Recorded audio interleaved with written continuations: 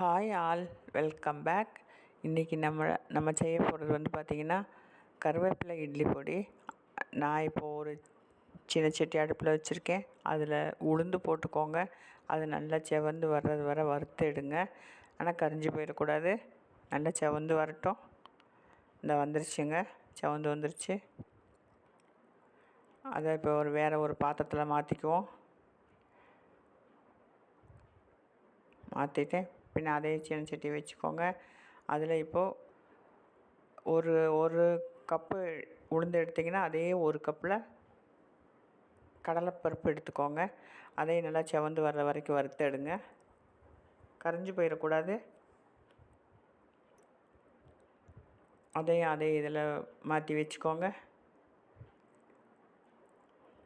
பின்ன அதே தவா வச்சுக்கோங்க. கொஞ்சம் மிளகு போட்டுக்கோங்க, குறுமிளகு போட்டுக்கோங்க, பிளாக் பெப்பர் போட்டுக்கோங்க. அதையும் கரிஞ்சிடாமல் வறுத்து விடுங்க. இந்த வறுத்துருச்சுங்க. நானும் அதை எடுத்து அந்த வறுத்து வச்சுருக்கோம்ல பருப்பு, அதிலே போட்டுக்கிட்டேன். பின்ன அதே தவா வச்சுக்கிட்டேன். அதில் இப்போது ஒரு ஸ்பூன் மிளகு எடுத்திங்கன்னா அதே ஒரு ஸ்பூன் ஜீரகம் எடுத்துக்கோங்க. அதையும் இதில் போட்டு நல்லா வறுத்து விடுங்க. கரிஞ்சு போயிடக்கூடாது.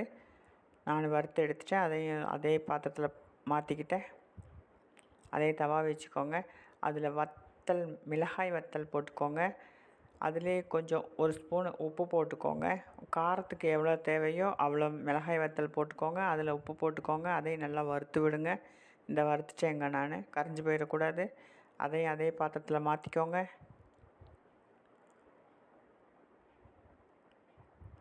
மாற்றிட்டு இது நல்லா ஆறட்டுங்க. மாற்றி வச்சுருவோம். பின்ன ஒரு சின்ன சட்டி வச்சுக்கோங்க. அதில் கருவேப்பிலையை நல்லா சுத்தமாக கழுகி எடுத்துட்டு தண்ணி இல்லாமல் வச்சுக்கோங்க. தண்ணி இல்லாமல் துணியில் போட்டு நல்லா ஒத்தி எடுத்துக்கோங்க. எடுத்துட்டு நல்லா வறுத்து விடுங்க. இந்த நல்லா வறுத்துருச்சுங்க. எனக்கு நல்லா கையில் பிடிச்சி பார்த்தாலே நல்லா நொறுங்கிருச்சு எனக்கு. இப்போ ஒரு மிக்ஸி ஜார் வச்சுக்கலாம். அதில் நம்ம வத்தல் போட்டுக்கலாம். வத்தல் போட்டுட்டு நம்ம வறுத்து வச்சுருக்கோம்ல பருப்பு, அதெல்லாம் அதில் போட்டுக்கலாம்.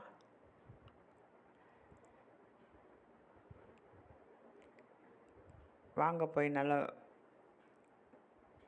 அரைச்சிட்டு வந்துடலாம். இந்த அரைச்சிட்டு வந்துட்டேங்க. கொஞ்சம் பவுட்ராக ஆக்கிட்டு வந்திருக்கேன். பவுட்ராக ஆக்கிக்கோங்க. ரொம்ப ஃபைன் பவுட்ராக வேண்டாம், கொஞ்சம் தரிப்பு இருக்கணும். அப்படின்னா தான் இட்லிக்கு நல்லாயிருக்கும். அதே பாத்திரத்தில் மாற்றிக்கோங்க. வேறு ஒரு பாத்திரத்தில் மாற்றிக்கோங்க. பின்ன அதே மிக்ஸி ஜாரில் நம்ம வறுத்து வச்சுருக்கோம்ல கருவேப்பிலை, அதை போட்டுக்கோங்க.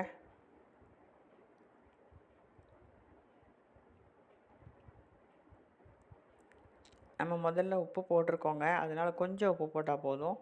கொஞ்சம் உப்பு போட்டுக்கோங்க. உப்பும் உங்களோட டேஸ்ட்டுக்கு போட்டுக்கோங்க. அதையும் நான் நல்லா கொஞ்சம் பவுடராக ஆக்கிட்டு வந்துட்டேங்க. அதையும் இதில் போட்டு நல்லா கலந்து விடுங்க. நல்லா கலந்து விட்டுருங்க. அதில் இப்போ கொஞ்சம் காயப்பொடி போட்டுக்கோங்க. அதையும் நல்லா கலந்து விடுங்க. கலந்து விட்டுட்டு வாங்க சாப்பிடுவோமா இட்லி. இந்த வீடியோ பிடிச்சிருந்துச்சுன்னா ஒரு லைக், ஒரு ஷேர், ஒரு கமெண்ட், ஒரு subscribe. Okay, thank you. Thanks for வாட்சிங். டாட்டா, பாய். பொடி வச்சுக்கோங்க. நான் இட்லி வச்சுட்டேன். அதில் கொஞ்சம் நம்ம அரைச்ச பொடி போட்டுக்கிட்டேன். அதில் தேங்காய் எண்ணெய் ஊற்றிருக்கேங்க. நான் தேங்காய் எண்ணெய் ஊற்றி தான் குழச்சிட்ருக்கேன். நீங்கள் வேணால் நல்லெண்ணெய் சேர்த்துக்கோங்க. நல்லெண்ணெய் சேர்த்துக்கோங்க, இல்லைனா தேங்காய் எண்ணெய் சேர்த்துக்கோங்க. சேர்த்துட்டு நல்லா சாப்பிட்டு பாருங்களேன். அடிப்பொலி டேஸ்ட். ஓகே, பாய்.